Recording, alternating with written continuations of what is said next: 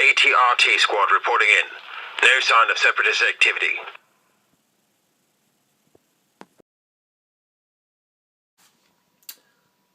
How you doing? My name's Daniel and you're watching the Rogue Clone Trooper channel. So we're back here with the next part of the video for the costume I'm making for my daughter Amy. And basically the costume for those who don't know I'm making is Hera from the Rebels cartoon series. Okay, she's mad about this character, and so I decided that I was going to make her the costume for this year to take part in the Kobe festival. Okay, and so I'm going to show you what we've done and the next part how it's going to go. So just a small reminder of what we've done so far. So this is the bottom part of the costume, and if you want to see how I made this, go and check out the description box below. I'll have a link to the video in there, or just check out my other videos on my channel. The only thing that I'm not happy with and I'm thinking I might change is the shape of this. It might be a bit more rounded at the top, but once I start fitting this onto my daughter, then we'll work that out a bit more. As we all know, in the costume they have belts that go across it, part of the flight suit. And those belts are supposed to be part of the ejector seat system. I was toying with the idea of either having grey belts or silver, I don't know, but originally then I realised they're kind of more white, and I was very lucky. My local shop had these for sale. Okay, the 200 yen each, so basically about $1.80 each.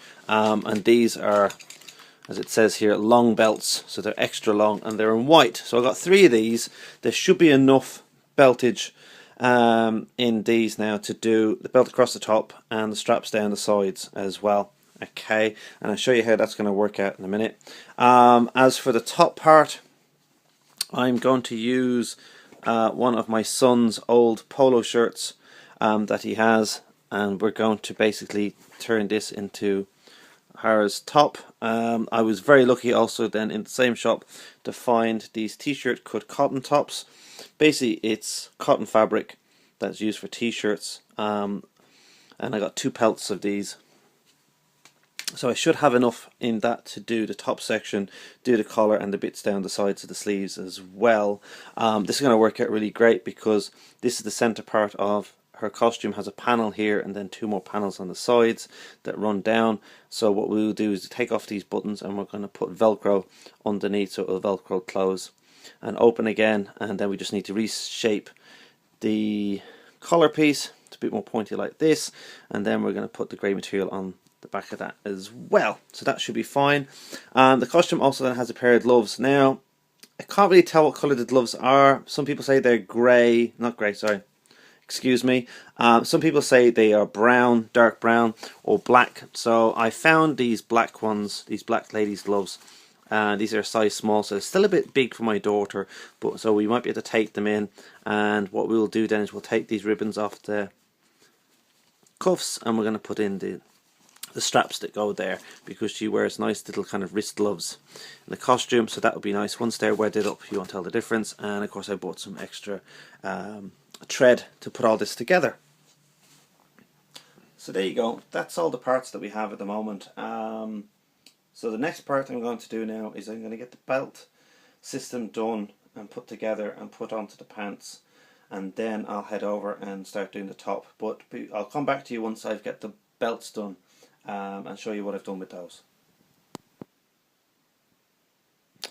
Okay, so that's the belt system now done on her trousers. Okay, so what I did was I made a loop around and I made a Velcro fastening on the side. From this point then I brought the strap down. I measured it on her that it was just, when she's wearing it, it's just below the pocket piece. Did the same on the other side, worked out where the center point was, brought it down. What I've done basically then on this part is the belt goes through, connected, and I've joined this piece onto this piece of material here, brought it all the way around, put it back through, and then I've stitched and stitched, and that will hold that in place, and that gives the belt buckle look on the side of her pants, and that's not going to go anywhere, so that's really cool. And then it angles down at a nice angle when she walks. So that technically now is the bottom part of her costume done and finished. Okay, as I said, once I start making the bodice, we might reshape this into a more rounded shape up here, and we still got to put in 1, 2, 3 buttons on that, but that can't be done until the bodice is made on it. Okay, so that's how far we've got so far. So that's basically the bottom part of the costume done, as regards to the garment wear anyway. So now the next part for me to do is the top part, the white t-shirt with the grey pieces on it. So I'm going to start cracking on that now, and once I start that, I'll bring you in and show you what I'm doing. Right, okay, so we have started on the top. I'll show you now what I've been doing. Okay, so we've started putting the grey panels on the sleeves. Okay, normally what I do is I make a template out of a bit of old cardboard that I'm going to use for my fabric. Make sure it fits nicely, cut it out, put it in position, put pins, and then I will tack it down. I don't know if you can see that. Hang on now, get this into focus. On focus. There we go. Ta-da! Okay, there we go. Okay, yeah. So I will put it down, tack it with pins. Okay, and then I will just use large tacks to tack it down. Okay, usually I do this in a bright colour so I can see where it is and take it off later. Once it's all tacked into place and I know nothing's pulling and everything looks fairly okay, I will then, let me get this down there. Oh, there we go. I will then sew it into place on the sewing machine. Okay, so as you can see now, it's all done nicely in grey. Holding it all into place, and then I remove the tacks. Okay, so that's one side done. I just have to do the other side. Once they are done, I will do the bodice, and I will come back later and put the white pockets on. I'm not too worried about those for the moment. The other thing I've done so far also then is I have added Velcro to the neck piece. I took off the buttons, so now it has a Velcro closure on it. Not too worried about the black being seen because there is supposed to be black trimming down it, so that's going to show up nicely. I've also turned down the collar. I actually turned it down on the outside because I didn't want this rubbing on my child's neck. And I've also then rounded off the corners as well. So that's just kind of sewn along the top, sewn along the bottom and around the edge all the way around. And so now later on when I use some more of this fabric, then I'll make the cadet collars. I'll just cover the collars with it. Yeah. So that's what we have so far. Today is a lovely rainy day, so I don't mind sitting inside doing it. It's very cold here in Japan at the moment, so I've got the heater here beside me, keeping me warm.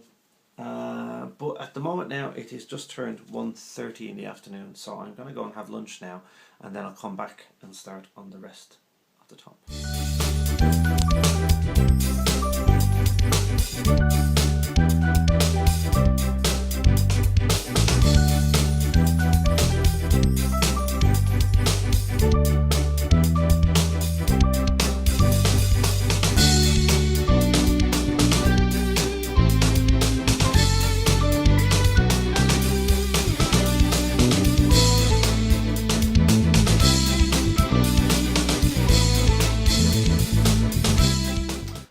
Right, okay, so the other day you see me, I was sewing up the sleeves and I started to say that I was going for the top of the shirt. So I got the sleeves on. Okay, got the sleeves done on both sides. Did the collar. Okay, collar's looking pretty rad. I like that. Okay, started to put on the next piece down the front. This is where I started running into problems. I had cut out the neck piece, sewed it up, and then I started trying to tack all this into place, and it's just not folding properly. This is to do with my skills, basically. Alright, so I suddenly remembered, hang on a second, she's going to have a leatherette kind of waistcoat over the top of this as well. So I went out and I got one of these. This is a kid's sports top. okay, which just happens to be kind of the top part of it is exactly the right shape that I need for the costume. Okay, so I bought this. This is basically going to be my template and underpiece for the leatherette vest. As you can see, I've got a range of leatherettes here. I think I'm going to use these two. There should be plenty of leatherette in those to do the back and front of this. So what I'm going to use then now is going to use this as a stencil to cut out the leatherette. Then I'm going to sew the leatherette on top of this. This also has some foam padding in the chest as well. That's going to give her a bit of a bust, which is nice. Okay, and so her costume doesn't look too weird. And it doesn't need to go down that far. Okay, so once it's all on, it only needs to go back to about here. Okay, because then after that it's going to be underneath the trousers. So once I put this on, I realized, hang on a second, I don't need to worry about too much on the top part. Okay, I just need to tidy up. I need to cut the shape of the armpits into these, sew them in, and it won't actually go down this far. It's probably only going to go down to about this far because of the back piece. Okay, and the back piece again, it only goes to about there. Okay,